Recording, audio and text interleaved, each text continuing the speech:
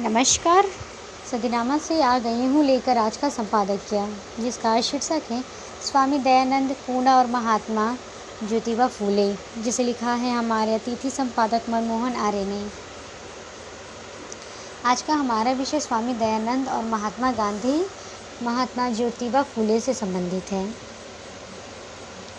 वेदों के अद्वितीय विद्वान और समाज सुधारक महर्षि दयानंद सरस्वती ने 1875 में पूना गए थे और बाद में वहाँ से 15 व्याख्यान दिए थे। ऋषि दयानंद ने महात्मा फूले के आमंत्रण को स्वीकार किया एवं शूद्रों की पाठशाला में उपदेश देने पहुँचे। आज का विषय इस संबंध में है और जानते हैं इस संबंध में आगे क्या कहते हैं हमारे संपादक महोदय। वेदों के अद्वितीय विद्वान और समाज सुधारक महर्षि दयानंद सरस्वती जुलाई 1875 में पूना गए थे और वहाँ आपने 15 व्याख्यान दिए थे, जो आज भी लेखबद्ध होकर संरक्षित हैं। सत्यशोधक समाज के संस्थापक महात्मा ज्योतिबा फूले महर्षि दयानंद के व्याख्यान सुनने आते थे। दोनों परस्पर प्रेम भाव व मित्रता के संबंध में बन गए। पूना में महर्षि दयानंद को उनके शिष्य व समाज सुधारक महादेव गोविंद रानाडे ने आमंत्रित किया था। ऋषि दयानंद का वहाँ सार्वजनिक अभिनंदन भी किया गया था। इस हेतु पूना नगर में एक शोभा यात्रा निकाली गई। ऋषि दयानंद, महादेव गोविंद रानाडे, महात्मा फूले आदि महापुरुष शोभा यात्रा में अग्रिम पंक्ति में चल रहे थे। महात्मा फूले इस शोभा यात्रा में अपने दल बदल सहित सम्मिलित हुए थे। महात्मा फूले ने ऋषि दयानंद को अपनी क्षुद्र अति क्षुद्र कन्याओं की पाठशाला में व्याख्यान के लिए आमंत्रित भी किया था। ऋषि दयानंद ने महात्मा फूले के आमंत्रण को स्वीकार किया एवं शूद्रों की पाठशाला में उपदेश देने पहुँचे। वहाँ उन्हें धर्मोपदेश दिया। स्वामी जी व्याख्यान के मुख्य बिंदु हैं। पहला, एक ब्राह्मण वर्णस्थ सन्यासी द्वारा जन कल्याण के लिए शूद्रों एवं स्त्रियों को बिना किसी भेदभाव के वेदों का उपदेश दिया गया। दूसरा, शूद्रों को महान गायत्री मंत्र का उपदेश दिया।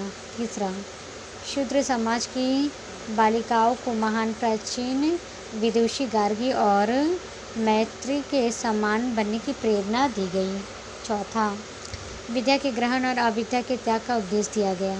पांचवा, वेद मंत्रों के उदाहरण देकर यह सिद्ध किया गया कि वेद स्वयं से चारों वर्णों अर्थात ब्राह्मण से शूद्र तक वो समान रूप से पढ़ने का अधिकार देते हैं। ऋषि दयानंद के उपदेश को सभी बालिकाओं, माता सावित्री देवी सहित सभी अध्यापिकाओं और सत्यशोधक समाज व स्कूल के सभी अधिकारियों ने ध्यान से सुना। सरस्वती, महर्षि दयानंद और ज्योतिबा फूले जी इस कारण प्रकरण ऐतिहासिक महत्व हैं।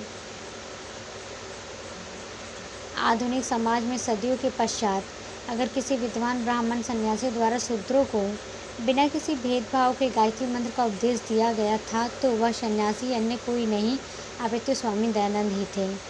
खेद है कि आज का दलित समाज महात्मा ज्योतिबा फूले का नाम तो बड़ी प्रसन्नता से दलित उद्धार के योगदान के लिए स्मरण करती है, मगर दलित उद्धार के लिए सर्वप्रथम उद्घोष करने वाले स्वामी दयानंद और आर्य समाज की स्थापना आर्य समाज का कोई स्मरण नहीं करता।